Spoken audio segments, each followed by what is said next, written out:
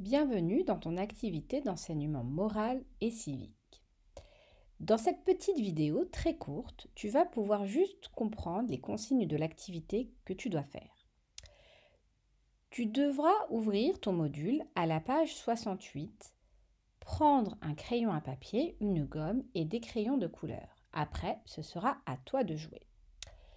Dans cette activité, comme tu peux le voir, il y a 4 photos devant toi.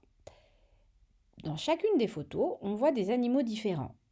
Il faudra les regarder, les observer et essayer de décrire à la personne qui est à côté de toi l'animal que tu vois sur chacune des photos et ce que tu penses que cet animal est en train de faire.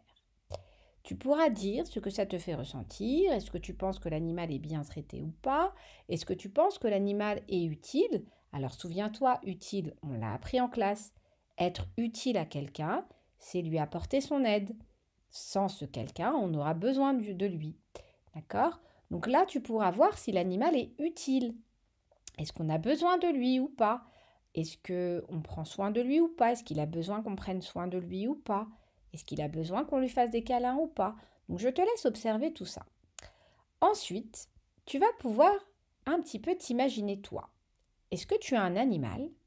Si tu as un animal à la maison, dessine-le ici dans le cadre avec ton crayon à papier et ensuite tu pourras le colorier comme tu veux. Tu peux même te dessiner avec lui.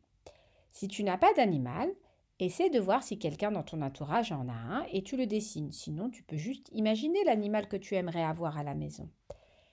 Et ton animal, est-ce que tu aimes t'occuper de lui? Est-ce que tu lui donnes des câlins? Tu lui donnes à manger? Est-ce que tu le sors si c'est un chien? Est-ce que tu le laves? Tu sais, de la même manière que tu aimes jouer avec lui, lui, il aime bien qu'on s'occupe de lui. Il aime bien qu'on le nettoie, qu'on le sorte, qu'on le nourrisse. Donc à toi aussi de voir si tu fais suffisamment ou si tu demandes un petit peu trop à ton papa et ta maman de faire. Peut-être que tu peux les aider. Voilà, donc c'est à toi de jouer, de faire ton dessin et ensuite tu écriras sur les lignes bleues ici ce que toi tu fais pour ton animal et ce que tu aimerais peut-être faire si tu n'as pas d'animal. Donc il faut savoir que quand on possède un animal domestique, ça veut dire qu'on a un animal à la maison, qu'il vit avec nous. Généralement, ce sont des chiens, des chats, peut-être parfois des lapins ou des hamsters.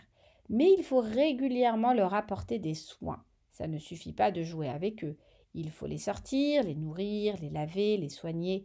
Et c'est comme ça qu'on devient responsable. Le mot responsable, c'est un mot pour dire qu'on s'occupe bien des autres et qu'on respecte les autres. Voilà, à toi de jouer.